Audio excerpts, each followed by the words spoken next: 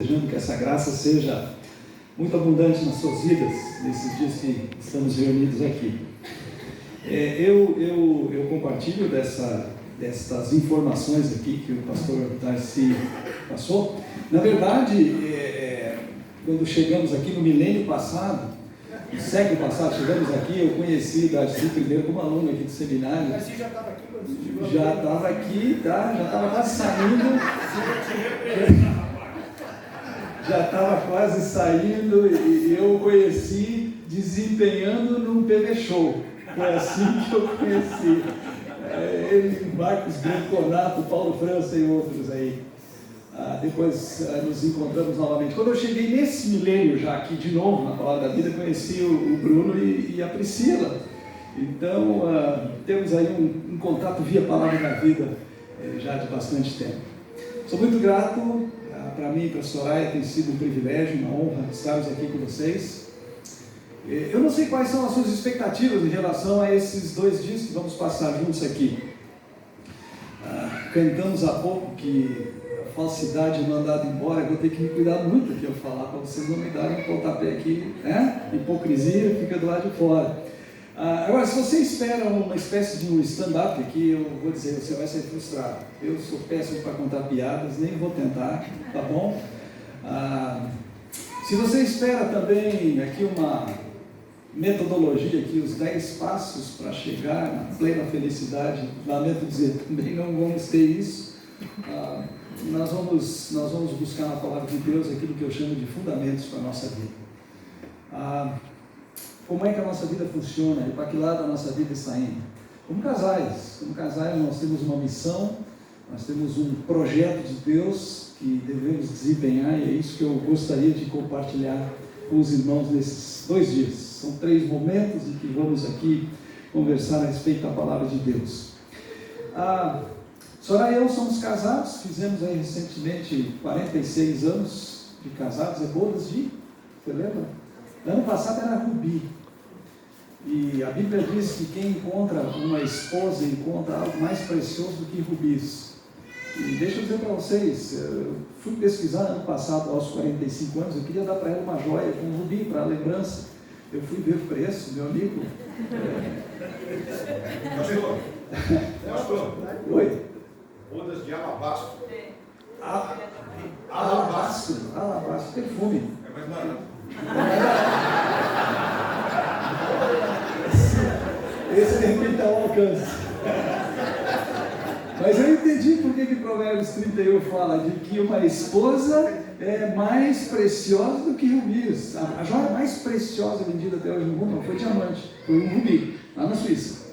Então, somos casados há 46 anos, temos 5 filhas, todas adultas já, estamos esperando, aí agora em novembro chega a netinha número 11, temos 10 netos, chega o número 11, então nós estamos nessa fase aqui de cuidar, não, mas de ajudar os nossos filhos e genros a criarem os seus filhos. Senhor, faz comigo isso. Creia! Alguns anos atrás, eu li um livro, por favor,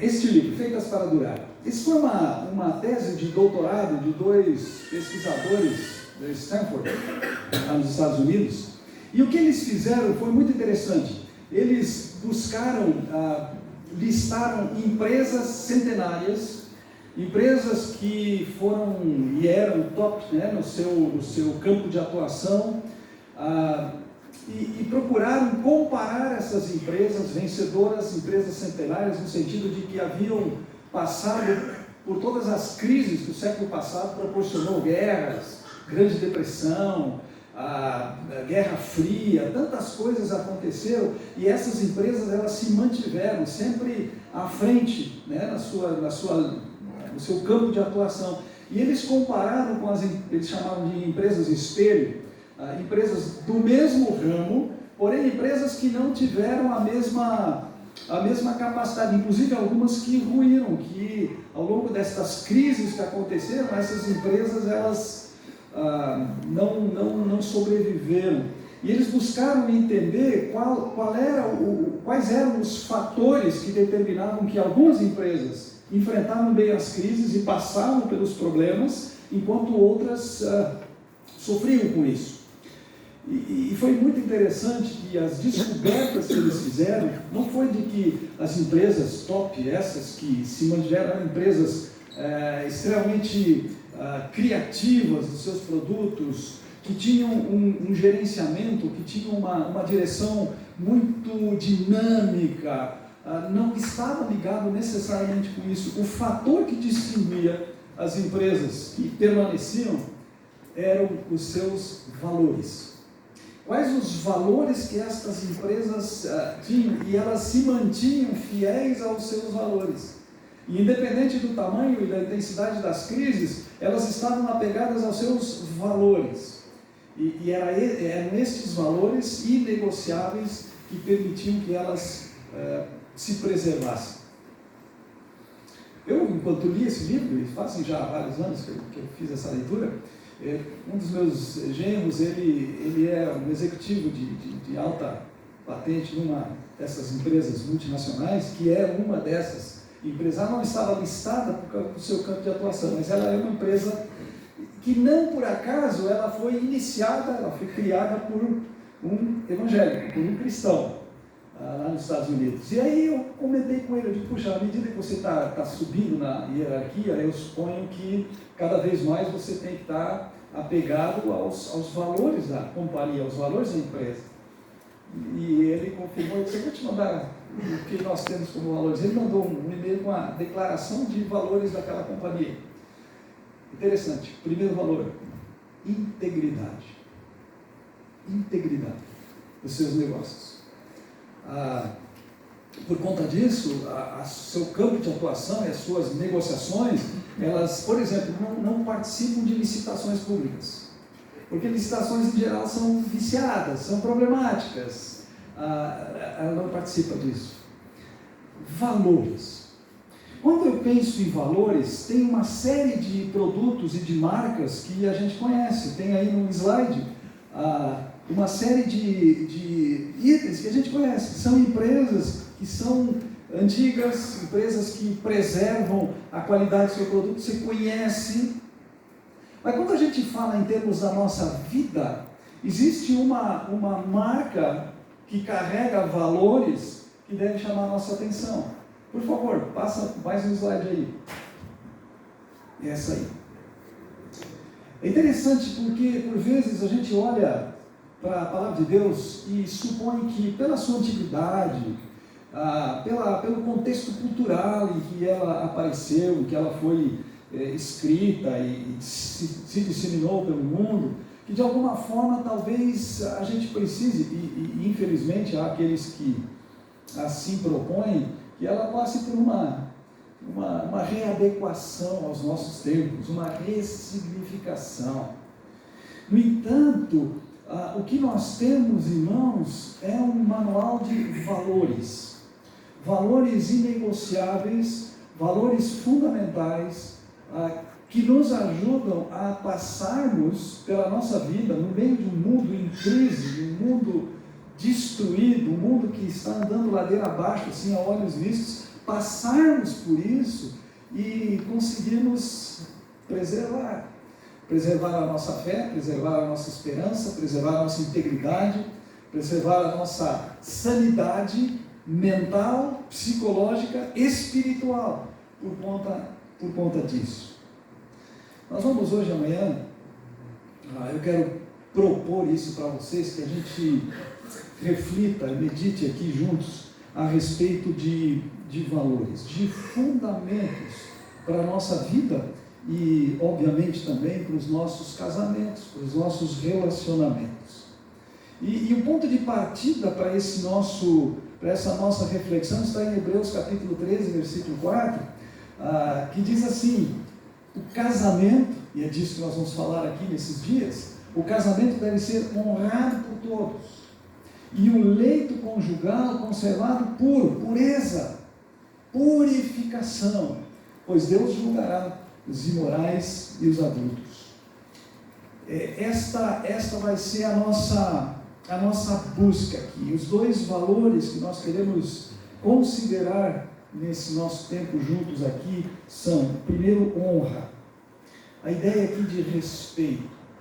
A ideia de dar um alto valor para o casamento. De colocá-lo numa escala de valores, numa alta posição. A ideia mesmo de nós nos honrarmos mutuamente, maridos em relação às esposas, que aliás a Bíblia diz que a esposa deve ser tratada com honra, 1 de Pedro, capítulo 3, mas também as esposas para com seus maridos. O casamento ser algo honroso, numa sociedade, numa cultura, numa forma de pensamento em que o casamento é casuístico, se te faz bem, se você é feliz, se você não está feliz, pula fora, parte para outra. Esse é o padrão, mas nós somos distintos, porque nós queremos fundamentar a nossa vida em alguma coisa que é provada. Então, a honra. E em segundo lugar também a ideia da pureza. Pureza no sentido de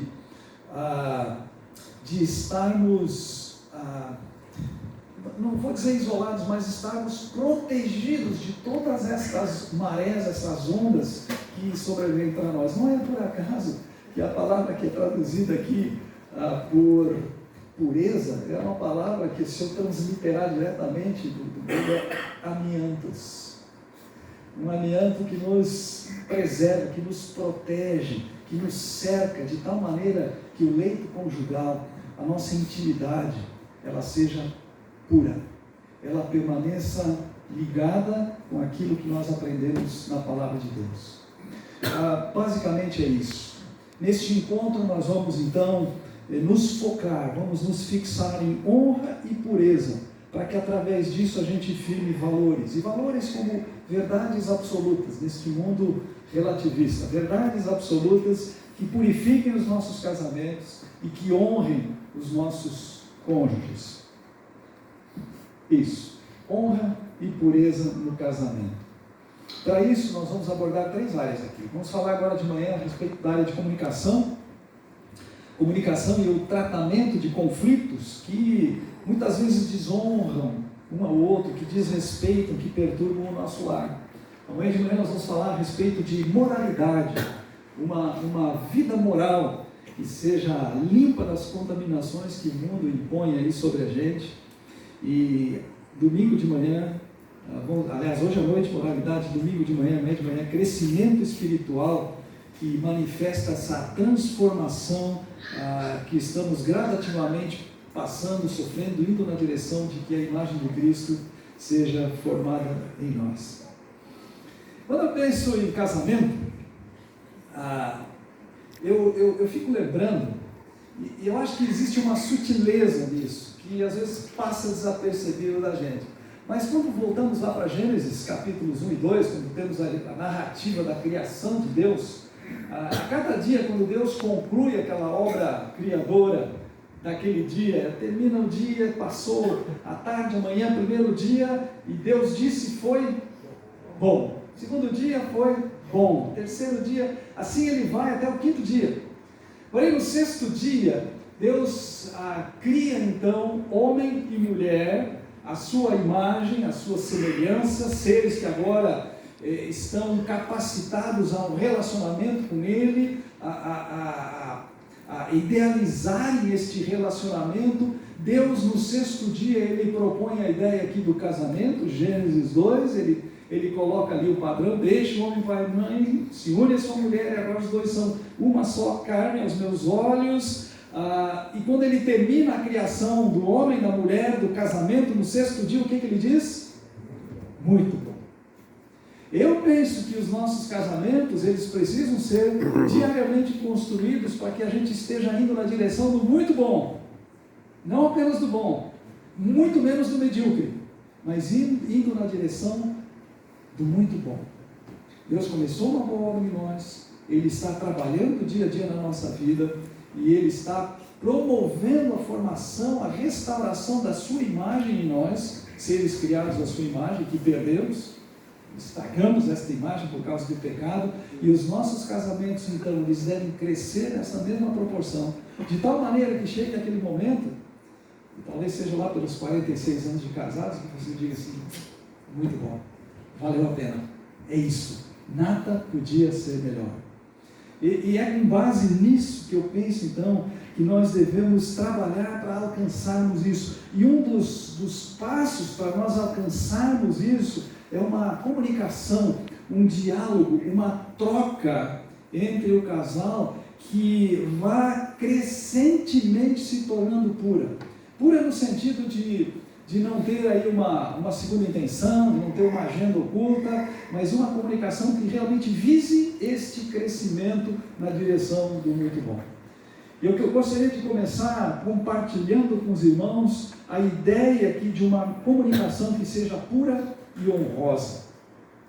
Comunicação é esse processo de transmitirmos e de captarmos informação. Tá? É um processo, é uma via, é uma estrada de duas vias, ela vai e ela volta. Eu transmito algo e eu espero que do outro lado a recepção seja exatamente aquilo que eu transmiti. E ao contrário, quando eu recebo a informação ou a comunicação, eu desejo, ou eu preciso realmente me assegurar de que o que eu estou captando, o que eu estou recebendo aqui é o que foi emitido de lá para cá. A comunicação, ela envolve vários elementos. Ela tem, por exemplo, um vocabulário, que tipo de palavreado que a gente usa no nosso processo de comunicação. A comunicação, para que se torne honrosa e crescentemente pura, ela precisa também compreender que o tom de voz é uma forma de comunicação. Eu posso dizer, pois não, querida, ou eu posso dizer, pois não, querida. E aí o meu tom de voz, as minhas feições, as minhas expressões, elas comunicam também. Aliás, o silêncio é também uma forma de comunicação, e em algum momento eu preciso compartilhar com vocês como o Soraya e eu temos que aprender a lidar com isso, porque o silêncio é uma forma de comunicação, e por vezes pode ser uma forma de vingança, e outras vezes pode ser uma forma de manipulação. Então, comunicação, as expressões, os gestos, tudo isso faz parte deste processo, e a gente vai tendo que aprimorar, melhorar, aperfeiçoar o nosso processo de comunicação. Quando eu era garoto, o passatempo noturno na minha casa, lá na província, era um rádio, mas o rádio que transmitia o Repórter Esso. Vocês não sabem o que é isso, sabe? Só que o rádio, queridos, ele era um rádio a válvula. Sabe como é que é? Você ligava o rádio e vai levar uns 5 minutos mais ou menos para que a voz comece a fluir, porque tem que esquentar a válvula e tudo mais. E meu pai, aquele era o programa do meu pai, 8 horas da noite, terminava a Voz do Brasil, era o Repórter Esso. Eu acho que era o irmão do Cid Moreira, que era o narrador disso aí. Tá vendo? O pai do Cid Moreira. Mas você tinha que ficar atento. Uma das vezes que eu lembro, talvez foi a única vez que eu apanhei do meu pai, foi que no meio das notícias eu fiz algum barulho, gritei, fiz alguma coisa, tomei um bufetão, porque estava atrapalhando, e era cheio de chiado aquela comunicação, não era muito fácil. Mas eu estou falando do milênio passado. Hoje você tem 5G, você tem 4K, é um negócio fantástico a comunicação. Comunicação é um processo. E assim como funcionou com o rádio, né, na época só na onda curta, depois onda média, agora tem FM, tem a nossa comunicação como casal, ela também vai crescendo, ela vai melhorando. E eu gostaria de olhar 2 textos bíblicos que apontam para este processo de comunicação e para esse processo, eu diria, de transformação, de melhoria que nós como casais devemos passar. Abre sua Bíblia, por favor, Efésios capítulo 4, versículo 29. Efésios 4, verso 29.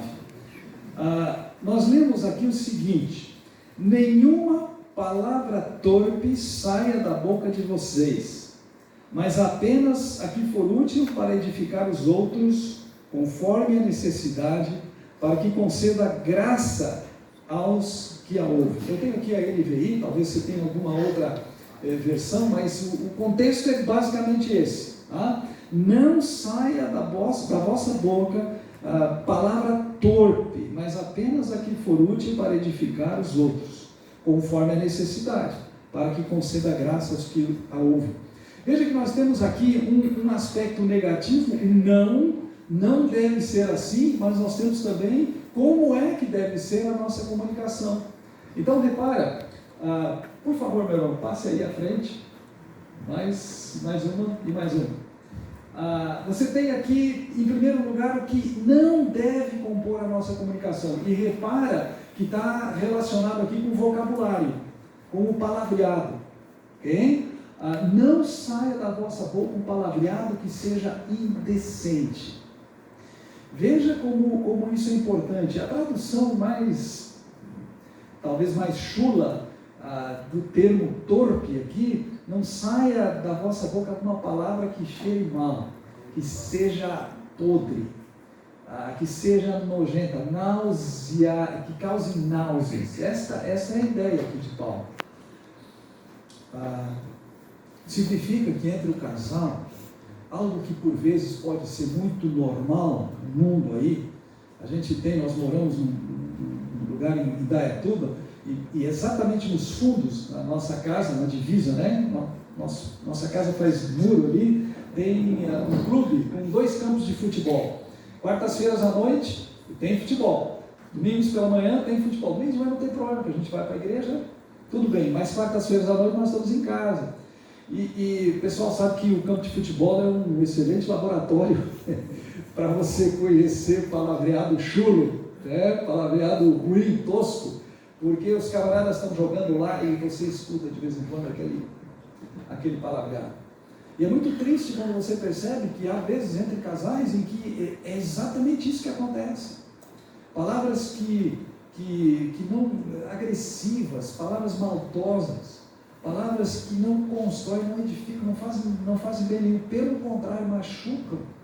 Palavras que constituem quase uma facada nas emoções, no espírito da outra pessoa. Paulo está dizendo, falando por uma igreja, mas o contexto todo, e logo adiante no capítulo 5 nós vamos ver isso, se aplica também ao relacionamento familiar, ao relacionamento conjugal. Palavras indecentes, palavras sujas, não podem fazer parte do relacionamento de um casal. Não podem. Isso degrada o casamento. Isso degrada aquela outra pessoa, que é exemplo de mim mesmo. Essa pessoa foi criada à imagem e semelhança de Deus também. Ela é filha de Deus também. Ela é portadora da graça de Deus que a salvou também. E na medida em que eu a ofendo, em que eu a maltrato, em que eu a agrido com as minhas palavras, o que eu estou fazendo, eu estou também ofendendo ao meu Deus. É sério isso. Às vezes no clube, no trabalho, nos escritórios, na rua, no trânsito, o palavreado ele é de baixo calão. Dentro de casa não pode ser. Pelo contrário, o que Paulo diz, ele diz que a palavra deve ser útil para edificar os outros. Elas devem ser palavras que realmente contribuam, seja num conflito, seja numa situação de desavença, de diferenças de opinião. O palavreado ele deve ser aquilo que edifica. Ele é útil, ele não é uma palavra que vai ser jogada no lixo, ela é útil para isso, que ela edifica, ou seja, ela agrega valor a outra pessoa, ela agrega valor ao próprio casamento, é um upgrade, é um momento em que você adiciona algo aí ao relacionamento, algo que é bom, e não algo que vai constituir um vírus, né? Se é um upgrade, não pode ser um vírus que vai destruir algumas coisas. E veja, algo que transmita graça aos que a ouvem. que conceda ou transmita graça. Quando é posto nesse sentido de graça, parece-me que não leva em consideração o mérito ou o merecimento da outra parte. Porque graça é isso. Graça é aquilo que não tem a ver com mérito. Então, eu transmito graça, eu agrego valor, eu digo algo que acrescenta, que faz crescer, e não algo que mina, que vai causar erosão aí no relacionamento. Esse é o conceito de Paulo. Em Efésios capítulo 4, versículo 29. É 1 não e 3 sim. Agora vamos para Efésios capítulo 5, do versículo 1 até o versículo 5, e veja o que a gente encontra ali. Diz assim: portanto, sejam imitadores de Deus como filhos amados, e vivam em amor, como também Cristo nos amou e se entregou por nós como oferta e sacrifício de aroma agradável a Deus. Entre vocês não deve haver nem sequer menção de imoralidade sexual, como também de nenhuma espécie de impureza e de cobiça, pois essas coisas não são próprias para os santos. Não haja obscenidade, nem conversas tolas, nem gracejos imorais, que são inconvenientes, mas ao invés disso, ações de graças.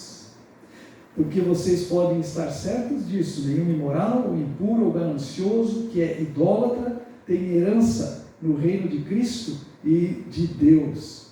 Agora eu tenho aqui uma relação de coisas não negativas. Por favor, passe aí, olha como Paulo agora acrescenta, a palavras indecentes, a um palavreado, um vocabulário indecente. Ele agora aplica isso, que não pode haver entre nós nada que seja imoral em sentido sexual mesmo, tá? Alguma coisa que proponha, que adjetive o outro com alguma opinião, algum achômetro que rebaixe a moralidade da outra pessoa. Piadas de mau gosto, piadas de duplo sentido, estas coisas entre o casal, elas não devem aparecer, elas não devem ser usadas aqui. Nada que expresse cobiça, nada que seja obsceno ou vergonhoso. E aqui eu fico pensando naquela ideia de um estilo de vida que é marcado por esse tipo de conversa. Alguém que se habituou, alguém que se acostumou com isso, talvez por causa do seu pano de fundo familiar, ou talvez por causa do ambiente que frequenta, onde está constantemente envolvido, está sempre ouvindo isso e acaba repercutindo isso dentro de casa. Nada de tolices, de conversa fiada, coisas que não acrescentam nada, já que o que eu devo falar é aquilo que edifica, que transmita graça. Então nada de tolices, nada de gracejos que rebaixam ou que constrangem a outra pessoa. Eu vejo que muitas vezes homens e mulheres se machucam através destas coisas aqui. Piadinhas de mau gosto, se dirigindo ao outro na frente de outras pessoas com uma brincadeira, um gracejo que ofende. Eu já precisei ouvir da minha esposa alguma vez: não fala assim quando tem outras pessoas perto. E isso humilha tanto, porque eu a magoei. Na minha vontade de querer, querer parecer um cara do seu tempo e tudo mais, digo alguma coisa que para ela, naquele contexto, não tinha nada a ver e a desagradou. Precisamos ter atenção para isso. Paulo faz uma lista grande de coisas que não deveriam fazer parte, não devem fazer parte do nosso processo de comunicação. Mas ele acrescentou uma coisa que sim, deve fazer parte da nossa comunicação: ações de graça. Percebe?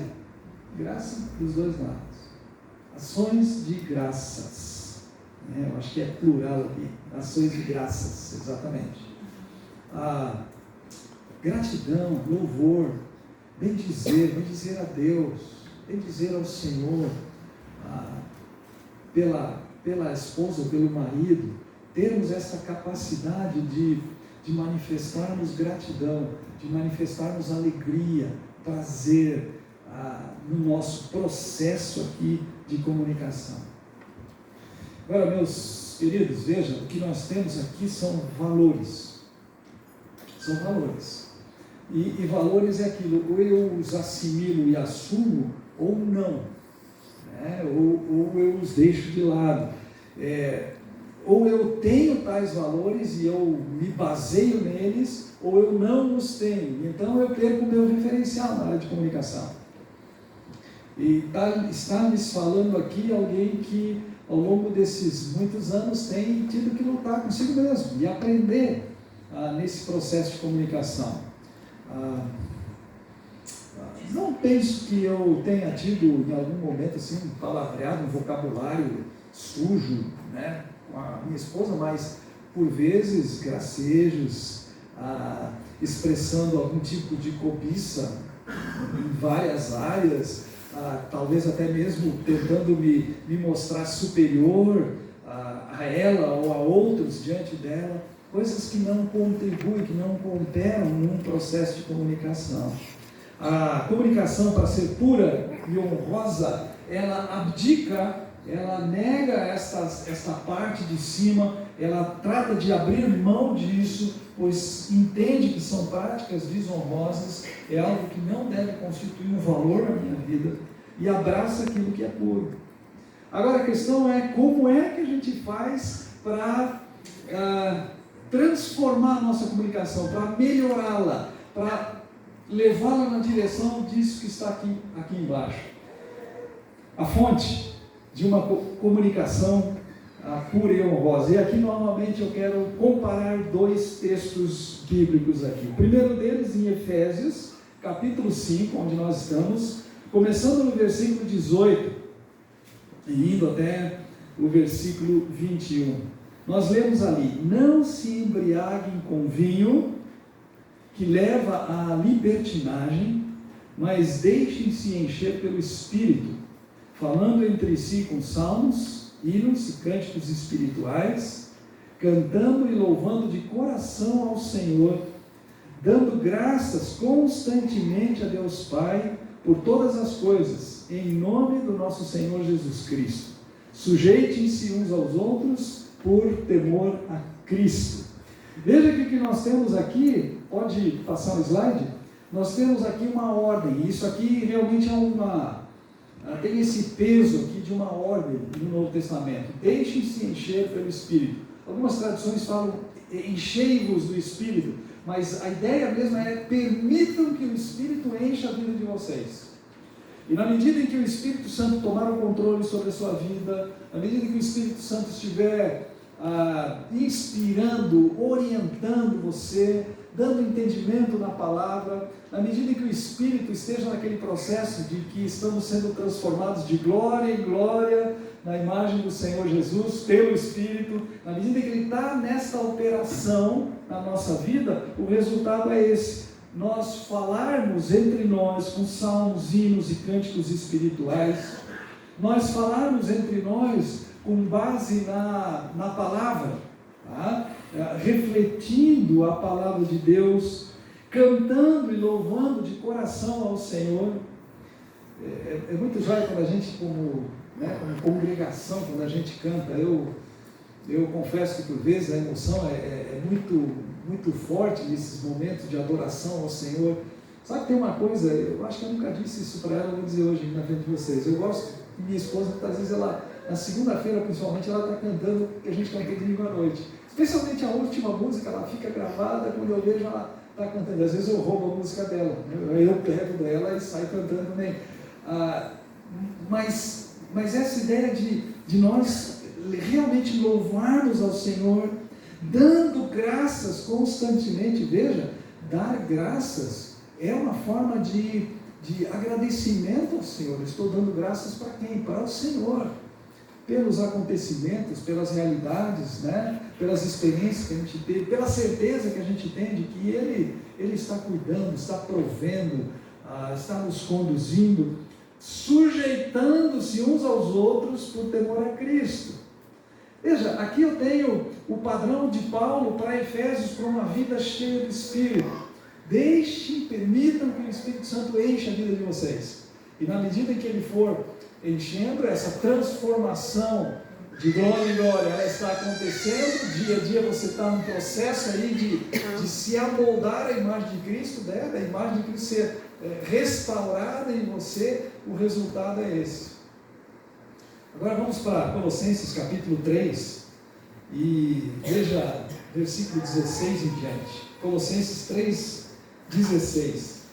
O que nós temos ali é assim: habite ricamente em vocês a palavra de Cristo, ensinem e aconselhem-se uns aos outros com toda a sabedoria, e cantem salmos, hinos e cânticos espirituais com gratidão a Deus em seu coração.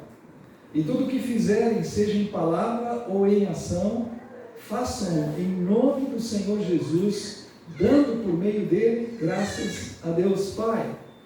Novamente eu tenho agora na carta paralela a Efésios, elas são escritas, Efésios e Colossenses, no mesmo contexto, na mesma época. Paulo está preso, ele manda estas cartas, uma para Éfeso, a outra para Colossos, e o que ele diz aqui é: habite ricamente em vocês a palavra de Cristo. E na medida em que você permite que a palavra de Cristo, ela inunde a sua mente, ela enche a sua mente, você se ocupa com ela, o resultado qual é? Ensinem e aconselhem-se uns aos outros com sabedoria. Mas aí vem aquilo: cantem salmos, hínicos e cânticos espirituais, com gratidão a Deus nos corações, façam tudo em nome do Senhor Jesus, dando por meio dele graças a Deus Pai. Você percebe o paralelismo aqui? Agora, o paralelismo, ele é também teológico, ele tem a ver com vida, com fundamentos. Como é que eu permito que o Espírito Santo encha a minha vida? Através da palavra. Quanto mais eu me apego à palavra, quanto mais eu estudo, eu medito, eu gasto tempo com a palavra, quanto mais eu memorizo os textos bíblicos, quanto mais eu me aproprio, por exemplo, das promessas de Deus, da segurança que eu tenho em Deus, tanto mais o Espírito Santo tem a ferramenta que ele precisa para habitar em mim. A ferramenta prioritária do Espírito Santo é a palavra de Deus. É por meio da palavra que ele nos convence da justiça e do juízo, do pecado, da justiça e do juízo. É por meio da palavra que ele vai operando essas transformações pequenas, mas contínuas, que ele vai trazendo na nossa vida. A palavra de Deus é a ferramenta básica do Espírito. Assim como um computador é a ferramenta básica daquele que trabalha na área de TI, assim como a panela e o fogão são as ferramentas básicas para aquele que está na cozinha, a palavra de Deus é a ferramenta básica para que o Espírito atue na nossa vida. Mas aí é que vem um negócio muito legal. É que tanto em Efésios, enchei-vos do Espírito, deixem que o Espírito Santo enche a sua vida, vocês vão falar desse jeito, como em Colossenses 3, habite ricamente a palavra de Deus, e o resultado será esse. Na sequência das duas passagens, sabe qual é o contexto? O contexto de casamento, família e relacionamentos. Começa sempre pela esposa: seja submissa ao seu marido. O que é isso? Fala para o marido: ame a sua esposa, respeite, honre a sua esposa.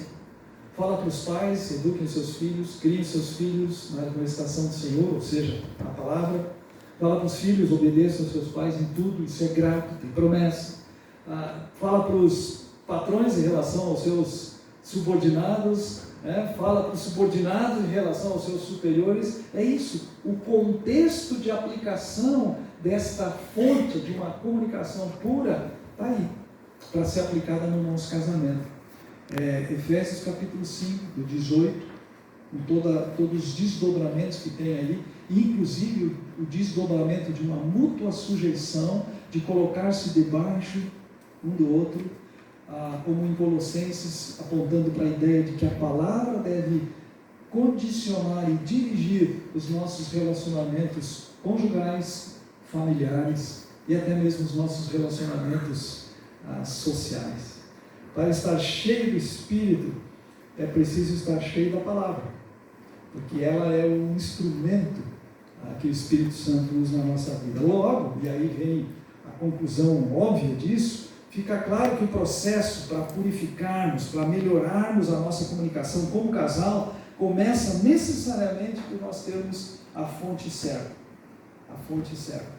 E a fonte está aí. É a palavra de Deus como instrumento, como ferramenta do Espírito Santo. Agora, eu não sei em que ponto você está, onde você se enquadra aqui, né? Onde vocês, como casal, onde vocês encontram aí o seu estímulo aí de crescimento, mas eu gostaria de ir na direção de como é que nós podemos ajustar e purificar a nossa comunicação, como é que nós podemos fazer para assumir estes valores da palavra de Deus, tê-los como fundamento na nossa vida. Primeiro, eu penso que a gente deveria levar muito a sério alguns alertas que nós temos na palavra de Deus, advertências que a Bíblia nos lança para que a gente atente para isso. Por exemplo, Provérbios capítulo 17, versículo 1. Abra aí a sua Bíblia. Vamos transitar um pouquinho por Provérbios. Provérbios 17, 1. Esse é um texto que machuca um pouco os nossos ouvidos capitalistas, né? Quando diz assim: melhor é um pedaço de pão seco, com paz e tranquilidade, do que uma casa onde há banquetes e muitas brigas. Normalmente nós tendemos, pelo menos eu confesso que tive que parar um dia para observar um pouco melhor essa passagem. Normalmente nós fazemos uma comparação entre pão seco e banquetes.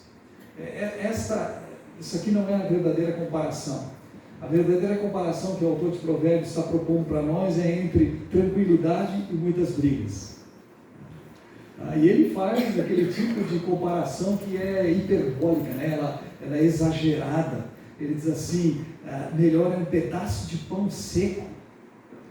Se você chegasse aqui no retiro e jantar ontem à noite fosse um pedaço de pão seco, com certeza você pegar o carro e ir para a cidade e comer uma pizza. Mas onde tem tranquilidade, paz e tranquilidade, é melhor pão seco, onde está tudo em paz, tudo calmo, do que muitos banquetes e muita louça para lavar, né? Não tem muitas brigas. Meu pai era muito brincalhão. E ele de vez em quando, ele tinha assim umas tiradas que eram incríveis. Um provérbio que ele costumava dizer, estava numa conversa, uma roda de conversa, assim, o pessoal conversando, de repente ele dizia assim: é melhor ser rico com saúde do que pobre doente. As pessoas concordavam, né? Eu ia pensar, o óbvio no lanche, né? Como diria o Nelson Rodrigues. Mas aqui é o contrário. Ele está dizendo isso, pessoal: se tiver privação, se tiver que lutar, se tiver passando algum tipo de necessidade, a coisa parece estar meio árida, está difícil, mas está em paz. Isso é melhor do que ter fartura e muitas brigas. Veja, isso é uma advertência. E por que eu digo que é uma advertência ser levado a sério nesse nosso mundo capitalista, materialista? Porque eu tenho presenciado, por vezes aconselhado, casais que seu foco de contenda, de problema, de desavença está exatamente nisso, na busca pelos banquetes e a falta de gratidão e de contentamento com aquilo que é menor, com aquilo que é menos. É óbvio que o autor de Provérbios, ele não está propondo aqui que a gente tenha que fazer um voto de pobreza absoluto, né? E abrir mão. Não é isso que ele está dizendo. Mas que a nossa luta, o nosso esforço tem que ser na busca da paz e tranquilidade no nosso relacionamento. Essa tem que ser a luta. Mas se eu começar a gastar muito tempo com você, se você quer que eu venha cedo para casa, para a gente ter um tempo juntos, eu vou perder salário. Perca salário se isso é o preço a ser pago para você ter paz e tranquilidade. Nós estamos assistindo hoje uma geração de meninos e meninas vitimados por ansiedade, por depressão, por tanta coisa. Por quê? Porque muitas vezes os pais não têm tempo para cultivar um ambiente de paz e tranquilidade dentro de casa. Cuidado com isso. E cuidado para não minar, para não erodir o seu relacionamento conjugal na busca de banquete, sem que você atente para a paz e tranquilidade no relacionamento. E comunicação é chave para isso. Né? Comunicação é chave para isso. Outra advertência, capítulo 15, versículo 28 de Provérbios, está diretamente ligado com o nosso processo de comunicação. Nós lemos ali: o justo pensa bem antes de responder, mas a boca dos ímpios jorra o mal. Conta até 10. Não, conta até 100. Não, conta até 1000 antes de responder. Pensa, pondera. Porque às vezes no calor, né, a palavra dura suscita ira, mas a palavra branda, ela quieta, ela calma. Muitas vezes o casal ele começa uma discussão por algum motivo. Surgem tantos motivos a cada dia para a gente poder discutir, e se você sobe a temperatura, o outro vai subir de novo, e vai subir a temperatura, e de repente está pegando fogo. O justo, ele pondera, ele pensa bem antes de responder. É uma disciplina a ser aprendida por cada um de nós, a pensarmos. Talvez você tenha que dizer para a sua esposa, para o seu marido, dizer: deixa eu pensar melhor, deixa eu pensar no seu dizer alguma coisa, para evitar que surja uma contenda. É uma advertência que nós temos na palavra de Deus. E uma, para mim, bastante chocante, dura, difícil, Provérbios capítulo 11, versículo 29, em que nós lemos assim: quem causa problemas à sua família herdará somente vento. Olha que frase. Quem traz problemas, quem traz confusão, quem causa mal-estar, quem causa turbulência, quem de alguma forma provoca algum mal-estar, algum problema dentro da sua casa, sabe o que ele ganha com isso?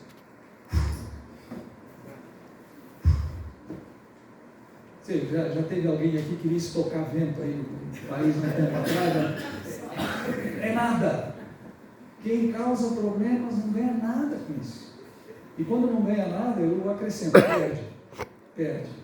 Né? Ou perde uma oportunidade de ficar quieto, ou perde uma oportunidade de ter edificado, ou perde a oportunidade de conquistar maior respeito. Quem causa problemas à sua família herda nada. E aqui vai uma advertência para vocês como casais. Tá?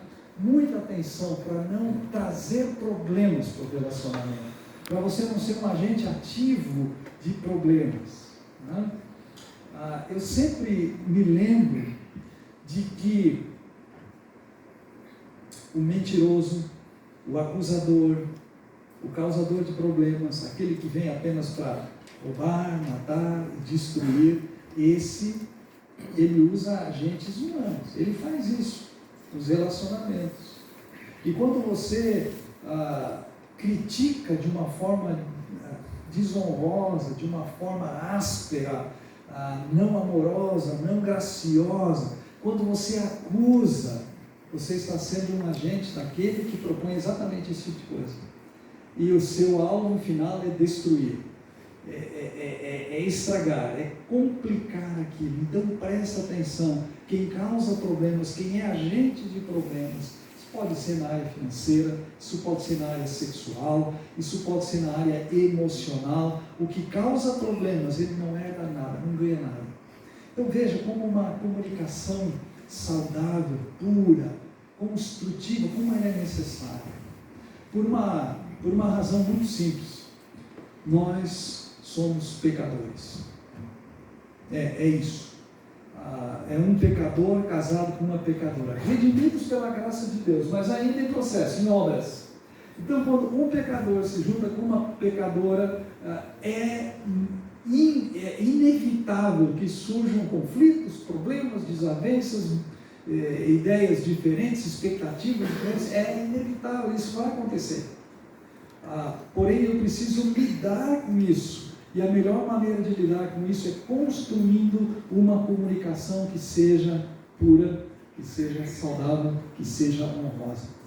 E eu estou listando isso aqui para que os irmãos possam meditar, refletirem juntos a respeito disso. Quais são os valores, os fundamentos da comunicação que nós queremos ter no nosso casamento? E depois expressando isso também para a nossa família.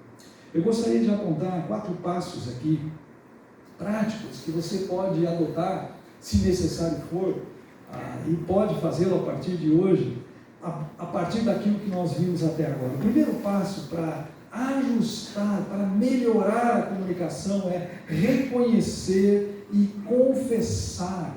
Confessar até no sentido de pedir perdão para o seu cônjuge, tantas vezes quantas forem necessárias.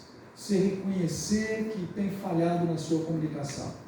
Você reconhecer que talvez seu vocabulário não tenha sido adequado, a sua atitude não tenha sido adequada, talvez a sua postura, os seus gestos, as suas expressões não tenham sido adequadas. De repente você percebe que não tem se esforçado para ter uma comunicação que seja útil, que atenda à necessidade do outro, que transmita graça. Pode ser.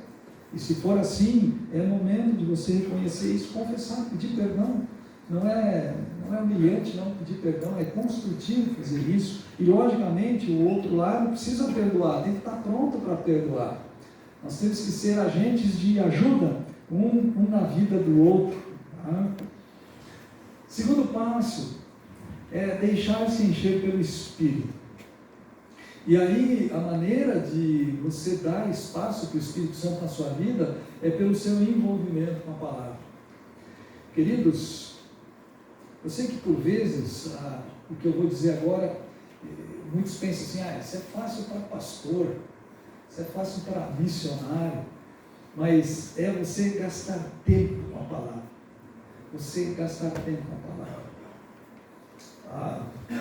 Antes do ministério, antes de chegar aqui, na Palavra da Vida, conhecer Darcy e Denise, eu trabalhei em corporação, eu trabalhei em empresa, eu sei como é que é, você tem que entrar no seu trabalho, no meu caso era numa fábrica, na linha de produção, às 7 da manhã e sair de lá só às 6 da tarde e tudo mais.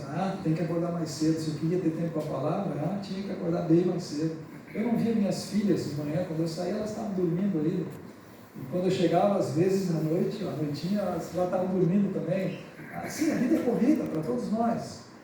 Mas há que ter este envolvimento com a palavra. Não pode ser um envolvimento dominical apenas. Não pode ser um envolvimento mais profundo num retiro apenas. Aliás, normalmente a gente sai desses retiros, dessas conferências, a gente sai animado e esse ânimo ele dura mais ou menos assim uns 15 dias, né? Depois ele começa a decair porque outras coisas vêm. Não, é um envolvimento contínuo, constante com a palavra. A palavra é luz para o meu caminho, ela aponta o caminho. Né? Então, esta é a ferramenta que o Espírito Santo usa na nossa vida. E à medida que eu dou espaço para a palavra de Deus e não dou para outras coisas, a minha comunicação ela começa a ser baseada pela palavra.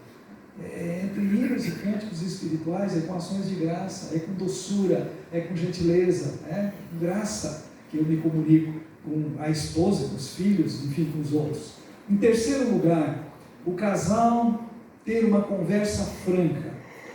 Atenção, conversa franca não é lavagem de roupa suja, ok? Conversa franca não é discussão. Conversa franca, um diálogo sobre a sua forma de comunicação, visando estabelecer alguns ajustes que sejam necessários fazer no casal. Aqui eu vou ser bairrista, tá? Eu vou ser bem bairrista aqui. Mas Soraya e eu, nós descobrimos, nós temos um excelente conselheiro matrimonial, que atende pelo nome de chimarrão. Vocês já viram alguém tomar chimarrão aí? Vocês sabem que chimarrão é o seguinte: primeiro, não é um vício, tá? Não diga que é vício, não. Porque a primeira coisa que Deus criou foi a erva da terra, a erva do campo. Então, mas chimarrão tem graça você tomar sozinho. Você ficar chupando aquela água quente, amarga, sozinho tem graça. Você precisa ter companhia. Então nós aprendemos desde o início do nosso casamento que tomar chimarrão um com outro é uma delícia. Todo dia a gente começamos o dia tomando chimarrão juntos. 1h, 45 minutos, uma garrafa de água quente que se vai ali. E nesse tempo, gente, conversamos, batemos papo, às vezes tratamos de algum problema, às vezes a gente chora juntos, lemos a palavra. Agora a gente descobriu um negócio muito legal que é a Bíblia falada. Então você pega um texto e escuta e conversa a respeito daquilo. Olha só, ontem de manhã, Darcy, o nosso texto foi Daniel capítulo 9, 70 semanas de Daniel.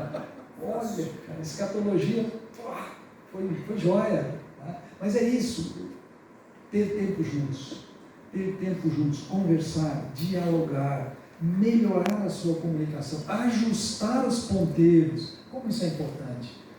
Às vezes os casais, eles têm abdicado desse tempo a sós. Quando as nossas crianças, quando as meninas eram menores, elas sabiam que esse horário aqui é do pai e da mãe. Tinha uma época que a gente só fazia esse gesto aqui. Elas gostavam muito de vôlei, era época de Olimpíada e tudo mais. Então, dá um tempo, sai fora, agora é pai e mãe que estão aqui conversando. Quando a gente construiu a nossa casa aqui na Balada da Vida, tínhamos a sala de janta e aí a nossa sala de estar, e era uma porta de vidro, e essa porta de vidro ela era fechada, ela trancava pelo dentro da sala de estar. Então nesse horário entrávamos lá com o nosso chimarrão, e aí a gente voltava e trancava a porta para a tramelinha. Aí quando via, eu estava segurando os outros lados lá, querendo olhar dele. E aí pessoal, você precisa construir isso. Isso é muito valioso. Depois de 46 anos eu digo, não dá para abrir mão desse tempo. Não dá para abrir mão. Isso é parte da nossa rotina diária, necessário. Quarto passo: aprender a calar, a ponderar e só falar o que for para edificar. Aprender a ficar quieto. Às vezes é uma disciplina que a gente precisa aprender. A pensar antes de responder, a ponderar as coisas. E se é para falar, vamos falar aquilo que constrói, aquilo que edifica, um upgrade aqui no nosso diálogo, na nossa comunicação. Eu acrescentaria a isso também o não se defender, não justificar, ou não falar para vencer um debate, para vencer uma discussão. Quando um quer vencer, os dois perdem. Não é saudável isso. Então esse aqui são passos práticos que eu e você podemos dar no sentido de ir melhorando, purificando a nossa comunicação.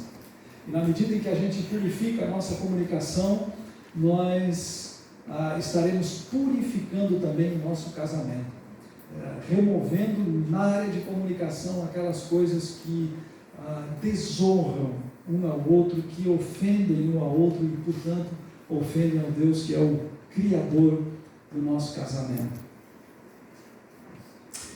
Soraya, por favor, vem aqui. Eu quero encerrar aqui, mas eu queria fazer uma dinâmica com você. Soraya e eu temos aprendido, tá bom? Nessa área de comunicação. Não vai pagar mico, não. E a comunicação? A Soraya vem de uma família, eles são quatro filhos, 3 meninas, 3 mulheres e um. Os pais da Soraya, apesar de terem também uma certa ascendência alemã, mas era mais brasileira, eles se pareciam mais com italianos. Não sei se tem alguém aqui de família italiana, mas italiano gosta de falar, de gesticular e tal.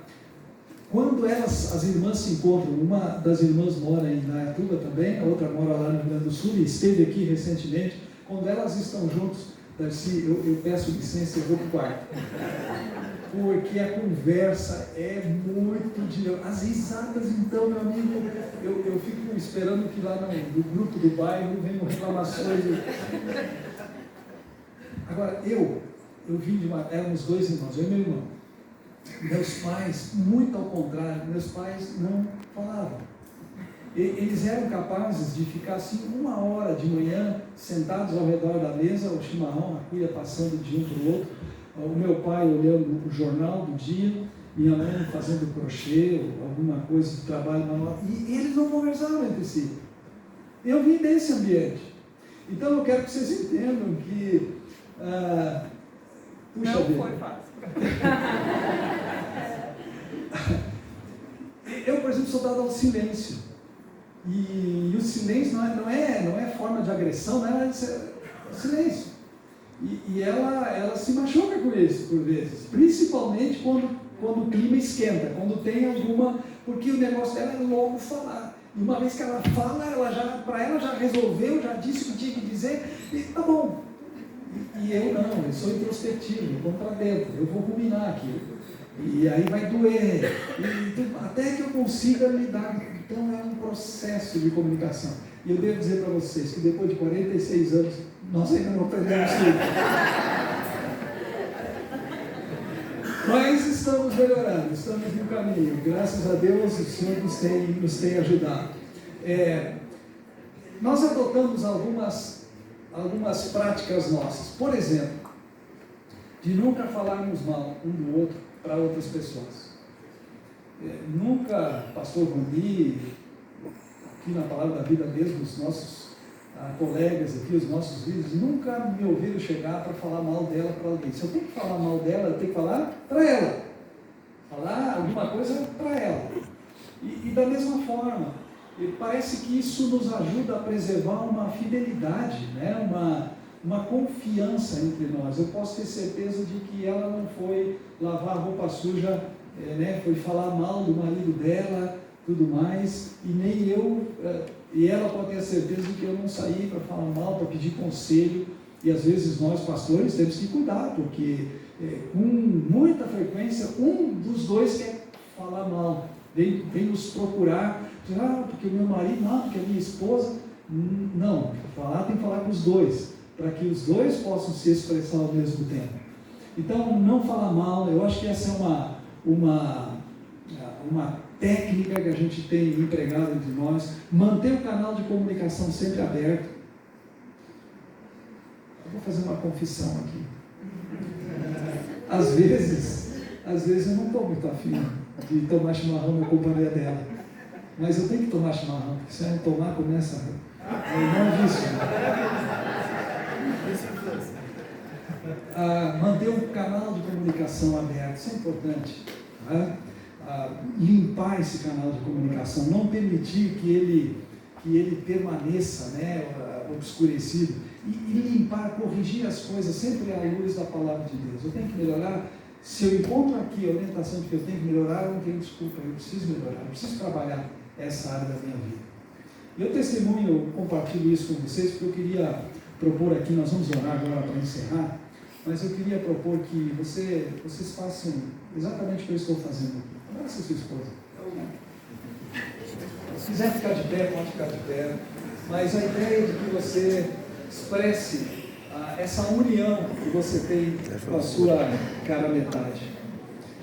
Talvez para alguns que ouviram aqui hoje seja novidade, eu acho que não estamos falando de nenhuma coisa que vocês nunca escutaram. Para outros pode ser que sirva como uma advertência, ou seja, como uma confirmação daquilo que você já sabe, já conhece a palavra de Deus. E a minha oração é no sentido de que você e eu, todos nós, assumamos esses valores como fundamentos da palavra de Deus na nossa vida.